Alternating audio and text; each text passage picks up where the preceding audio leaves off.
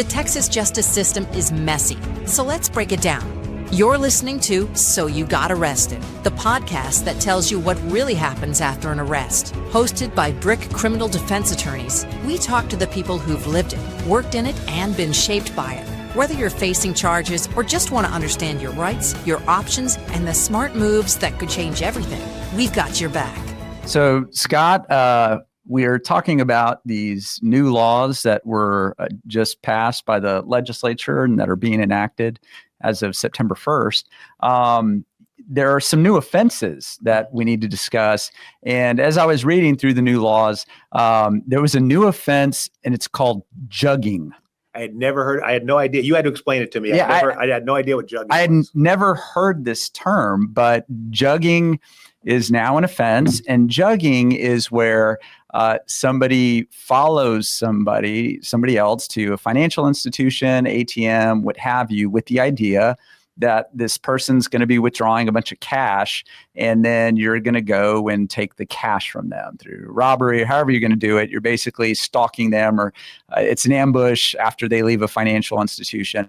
And what I thought was interesting is I was so interested in this term. How did the legislature come up with jugging and say, okay, this is going to be the name for the offense? So apparently what it was is back in the old days when you were in high school, people would carry around large sums of money in a jug.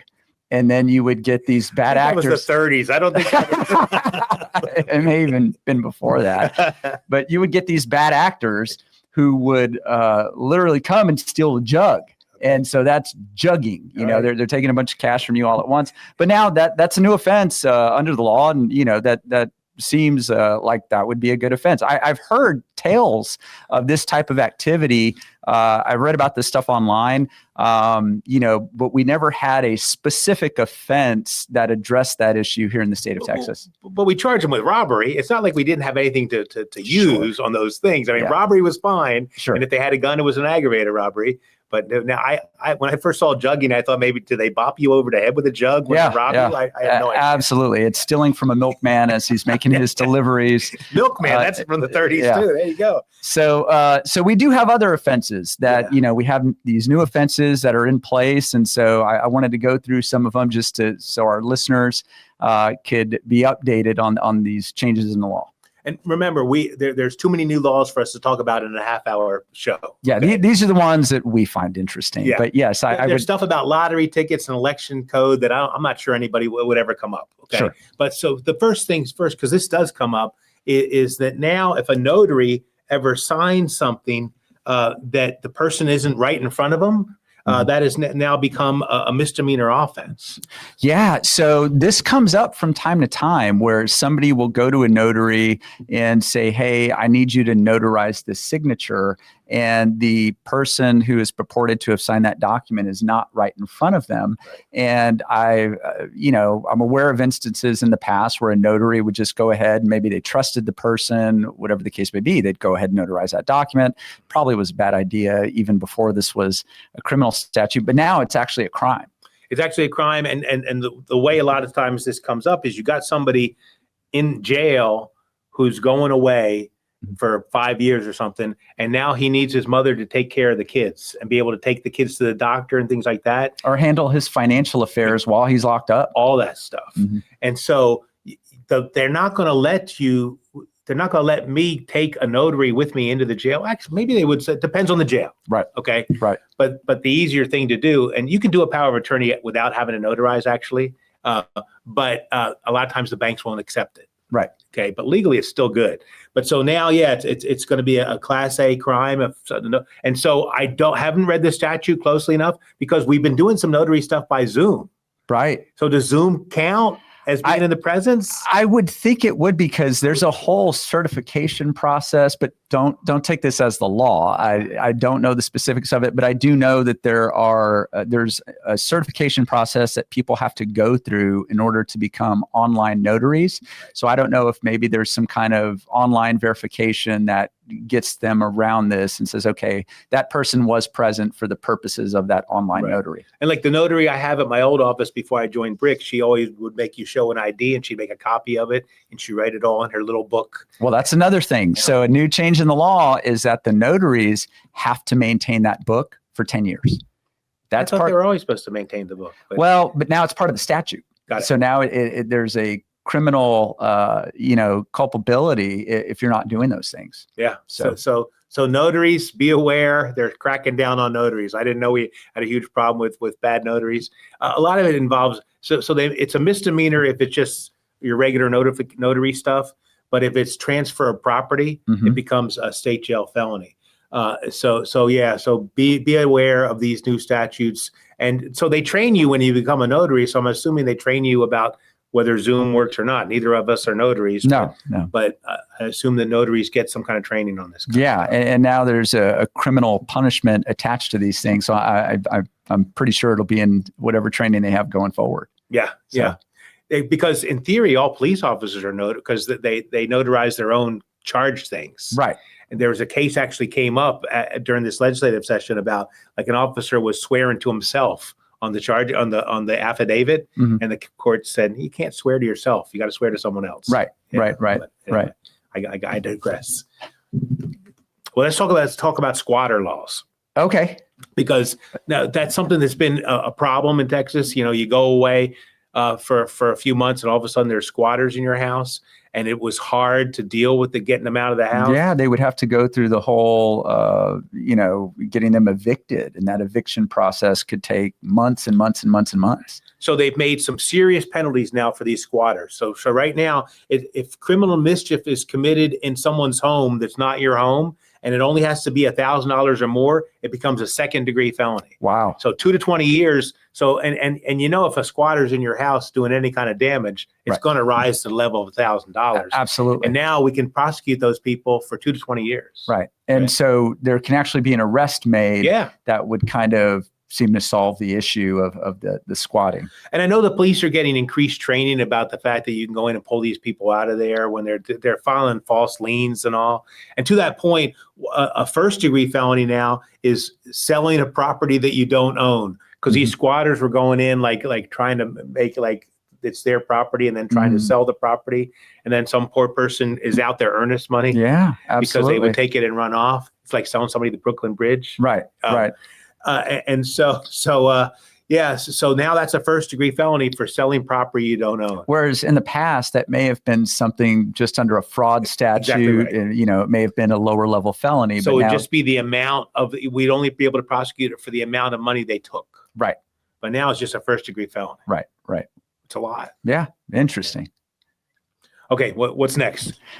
So to me, one of the things that I think our listeners might be interested in is there are changes to jury service. And so I know people get summons for jury duty.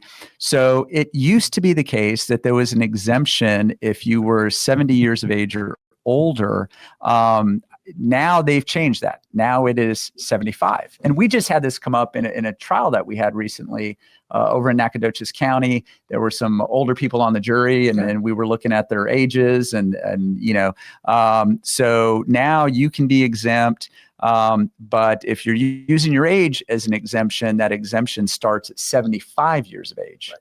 And of course, you're still allowed to serve, but you can take that exemption if you want to. Yes, that doesn't mean you're ineligible if you're 75 years of age or older. It just means if you choose to use that exemption, it's available to you. But now if you're 72, you can't say, well, I'm 72, therefore I don't feel I should serve, or I think I should be exempt. That no longer applies to you. Yeah. The other thing that I thought was interesting was there's a change in the law that says if you are in a county that has less than 1,000 people, you can actually pull jurors from a contiguous county. Oh, I didn't know about that. Yes. So that's a huge change, because it used to be the case that you would have to, in order to be on that jury, you would have to reside in that county. But now there's a law that says if the county is small enough and has a population of less than 1,000, you can actually pull jurors from a contiguous county so long as they're eligible to serve in that contiguous county. Right. Now, the contiguous county, it gets a little complicated, but it has to be part of the same district. And all that means is you have some counties that are so small that they don't have their own court. They share a court with other counties. So that would be the scenario. So it's only if the judicial district is a multi-county judicial district. That's it. That's when this law applies. So I found that to be very interesting. Yeah. So there's a couple other, these aren't necessarily, they don't flow naturally because these laws are all over the place. But I did need to go back on the jugging thing because they've enhanced the penalties for skimmers. Most people know what skimmers is like. They put something on a gas pump that's you're supposed to look when you put your card in to get gas, because some people put these skimmers over top of it. And it's not just gas pumps. Right. I had an instance where at soda machines, where I was at a hospital. I was at a hospital and I used my credit card on a soda machine. And then I started getting these illegal charges, or these unauthorized charges on my credit card. And it was from that soda machine where I used the credit card at a hospital, as crazy as it sounds. So now what they've done is it's always illegal to use the skimmers for fraud. We use the fraud statute. But now if somebody disposes of a skimmer that was installed by another person, so in other words, some people go and put the skimmers in and somebody else comes and grabs it. And so if you get rid of that, now that's a Class B misdemeanor. But if you're disposing of a skimmer that's put on an electronic terminal by a person that knows there's an investigation pending, that becomes a third-degree felony. Oh, so it's almost like tampering with evidence. Yeah. So basically, they're the same punishment. Okay, so it's like, hey, I'm trying to hide this. They're looking into these things. I'm getting rid of it. You can now be charged with a felony. Right. And then to that end, in terms of like fraudulent stuff, they had made, people were pulling copper out of people's homes and air conditioners. So they had made any theft of copper felony. Right. But now they've gone a little bit further, is that unauthorized possession of certain copper or brass is now a state jail felony. And it's a third degree if the copper or brass was obtained from critical infrastructure facility with a prior position or prior conviction, or while possessing a firearm. Okay. So what's happening is some people are taking this and it takes down jurisdictions like cities' infrastructure. Oh, I'm sure. Yeah. And so they're going to be cracking down on all this stuff, which they should. I mean, it's costly. I mean, the whole idea behind the theft of copper is that you would get a lot of people that would go to these construction sites and they would rip the copper out of the walls. Right. And so now, it's not just the value of the copper that's being lost. It's having to redo the walls so that there's a reason they turned that into a felony. Right. And so if they're ripping it out of my air conditioner, they go sell that copper for like $50. And I have a $500 repair bill. Yeah, probably more than that with what my HVAC guy charges me. Yeah, you're probably right. One of the things that we discussed in the last podcast is people using their social media, kind of taking pictures of themselves, with guns or whatever. I know you and I have each had cases where people use their social media in order to facilitate the sale of guns or drugs. That is now codified in statute. So if on a drug case, you have somebody who's charged with manufacture and delivery of drugs, if it is shown that they used social media in order to facilitate that drug transaction, it makes the offense one level of punishment worse. So people that are posting their maybe THC vape pens on Instagram, if ordinarily the amount that you were selling would have been a third degree felony, if they show that you use Instagram for that, it is now a second degree felony. I thought that was interesting. There's a lot of changes in the law to address social media, to address things like AI, which the AI I want to talk about after the break. Absolutely. But these laws, I've always said that, the laws are always a few years behind the technology, right? Because we get new technology and then, people figure out how to use that technology for, bad things. And then we have to draft laws in order to address the bad things that they're doing with the technology. So it's interesting that we're now seeing this law addressing people using social media. Right now, it's only addressing them using social media to sell drugs. I could easily see a scenario where down the road they modify that to include the sale of firearms or whatever the case may be. Yeah, and there's something on the other side of the break. There's something about posting a vulnerable person on social media. Okay. So that's a good time for our break. This is So You Got Arrested with Brick Criminal Defense. The attorneys at Brick Criminal Defense have helped over 5,000 clients move on with their lives. When an arrest or accusation turns your life upside down, we have the knowledge, experience, and integrity to get your life back on track. Traditional legal ethics, modern legal tactics, the best defense possible to get you through the criminal justice system. Search Brick Criminal Defense to see our reviews and find out why so many of our clients have trusted us to fight for them. Brick Criminal Defense, helping our clients move on with their lives. We're back on So You Got Arrested. And Scott, you were talking about something before the break that you wanted to get back to. We had been into social media stuff, and I wanted to make clear that they've codified posting covered information about an at-risk person or immediate family member on a public website without getting consent is now a Class B misdemeanor, and it can be a Class A if it results in any type of injury to that person or harm to that person. So what does that mean? The covered information about an at-risk person?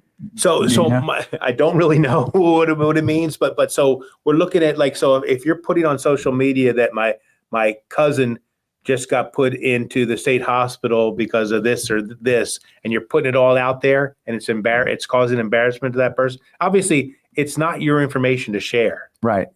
So you're posting information about someone who's having mental health issues, or things like that, and now the prosecutor may be able to pick that up and charge you. Well, and there's also another change in the law that as I was going through these new laws that refers to doxing, which is interesting because, so for our listeners, doxing is where you post information about somebody that maybe you met online or that is an online personality or whatever the case may be. The idea is that you're posting their address, where they live, who their employer is.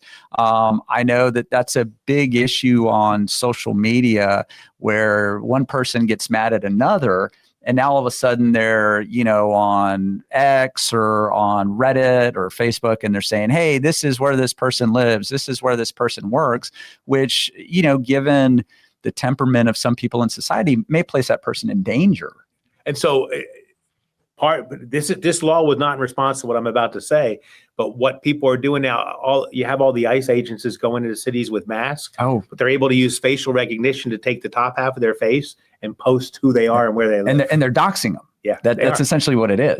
Yeah. And so our legislature's trying to stay ahead again and address some of those issues. To make sure law enforcement can operate in secret against our rights. Well, so while we're on this kick of technology, there are laws now on the books that address AI images. Yeah, and so I don't know how I feel about it. I'm curious how do you feel about it. So now. So we've always had child porn statutes, right? You can't possess child pornography. That's a horrible thing. But now, if you're have an AI has created an artificial childlike image that's doing sex acts, even though it's not a real person, now it's become a felony. Okay. It's a crime. Yeah, they can take that, and so it's not a real person that's the victim of child pornography. It's just an AI generated image of a child, and now that's going to be treated just like child porn.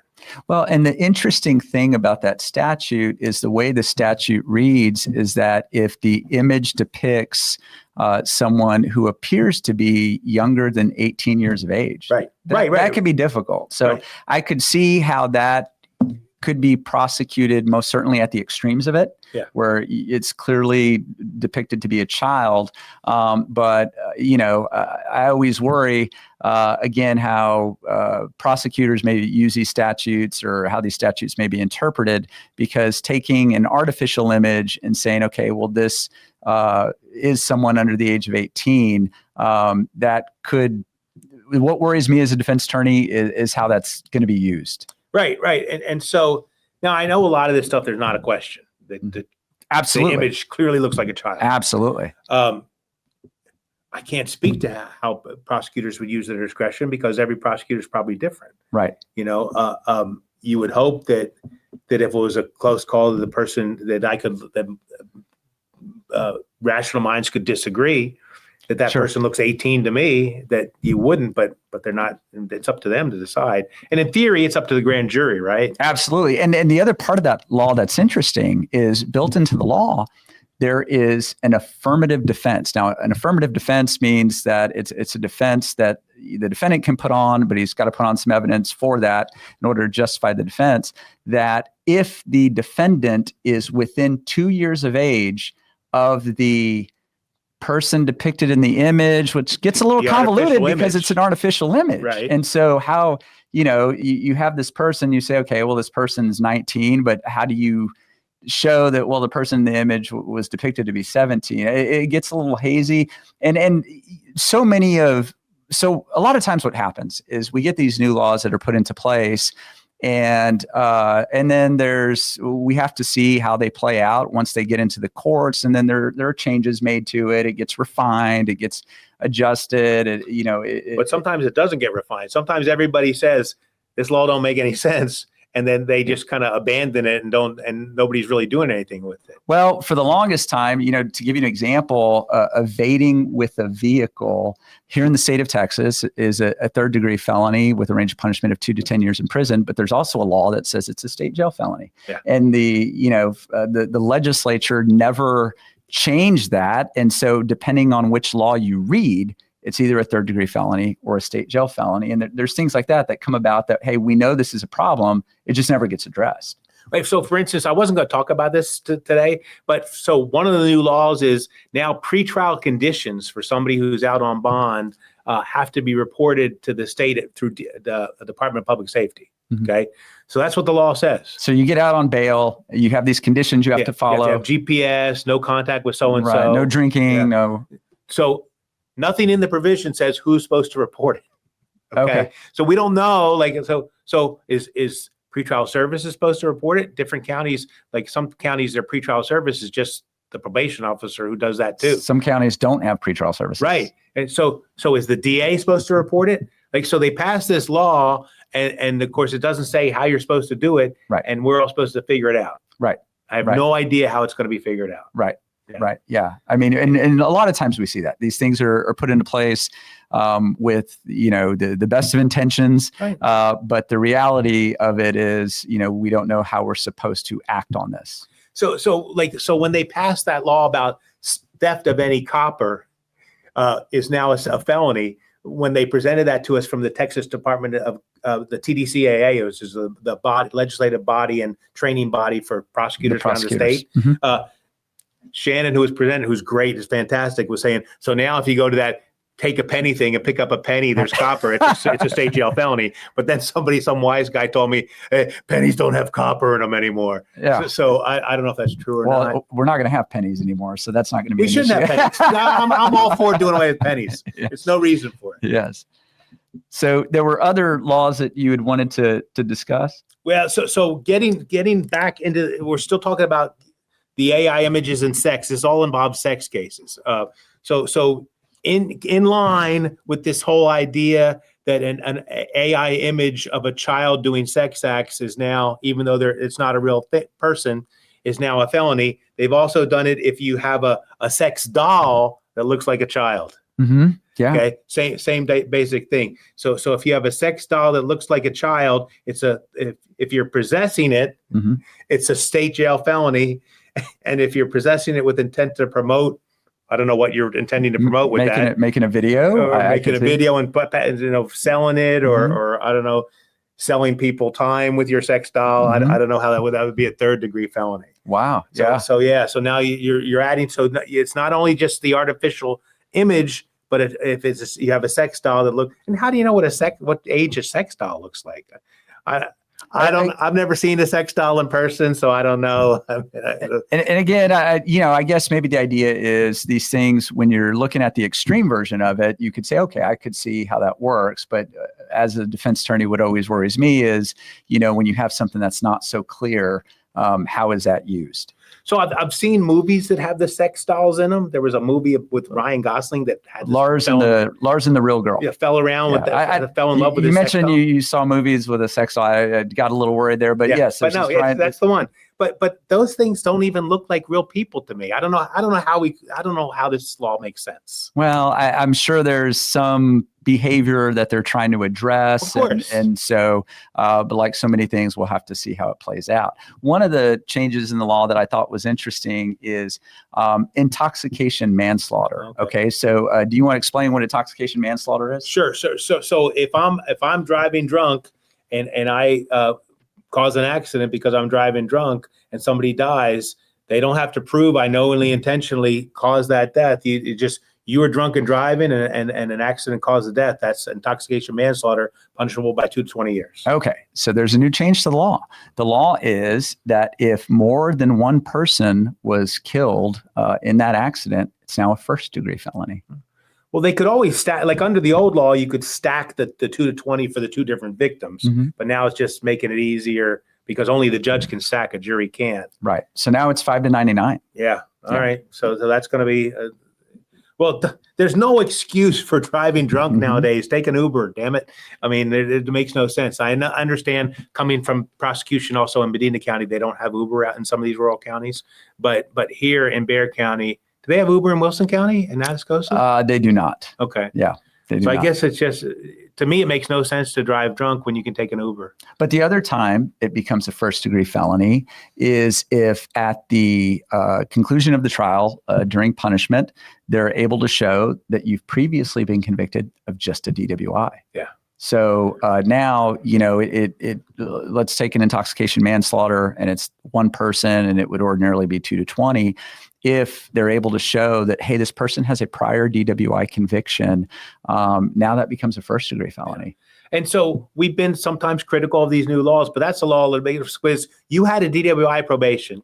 Where you could have killed somebody. And you went to classes which told you the victim impact panel that you have to take when you're on DWI probation has people who've lost loved ones or killed somebody in a DWI accident telling how that's affected their lives. So you've heard all this. You've been told by, like, if I was your attorney, I said, there's no excuse to drive by drunk, take an Uber, like I just said. And now you've done it again and now you've killed somebody. Right. So that's a law I like. Yeah. And so in that scenario, it becomes 5 to 99, which, you're taking somebody who keeps engaging in the same reckless, dangerous behavior. Right. And you're saying, okay, well, now there's going to be a more severe punishment attached to that. Right. That makes sense. Now, I do have to get back to sex because apparently that's my role in this podcast. Okay. Well, you used to do crimes against children and sex offenses. I spent a lot of time handling sex crimes as a prosecutor, but so now continuous promotion of prostitution is now a first-degree felony. Okay. So what is that? So that is.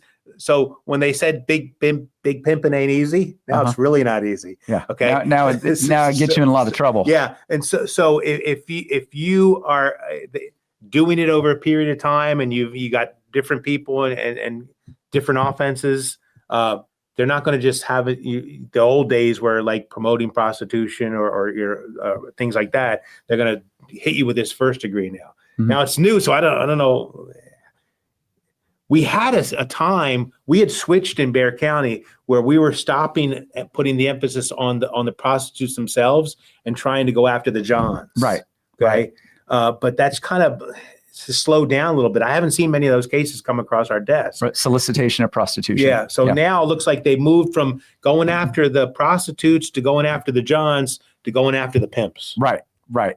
Yeah. And they're going after them hard, 5 to 99. Yeah. And that would make sense because, some of these guys, I guess, would be the ones that are bringing these women in and trafficking them and then making them go out there oftentimes against their will. And so you're saying, hey, you're going to get a severe punishment if we. So it looks by trial and error, maybe we're trying how to identify who's the culprit and causing this problem. Right. And how to solve the problem. Yeah. Yeah, exactly. So any other changes in the law that you felt needed to be addressed? Nothing that I think we can fit into this time frame. This is our, we're going to get back to talking about juvenile law next week and maybe family violence cases particularly. Yes. But as far as the legislative update, this is all we got for you. There's other stuff out there, but I think we hit all the high points. Yeah, this is the stuff that jumped out to us. So we appreciate you listening. This is So You Got Arrested with Brick Criminal Defense. Thanks for listening to So You Got Arrested. If you found this podcast helpful, share it with someone who needs to hear it. For more legal insights and real talk from the front lines of the Texas justice system, follow us and subscribe. And remember, Brick Criminal Defense has your back. For more information, visit us at brckdefense.com.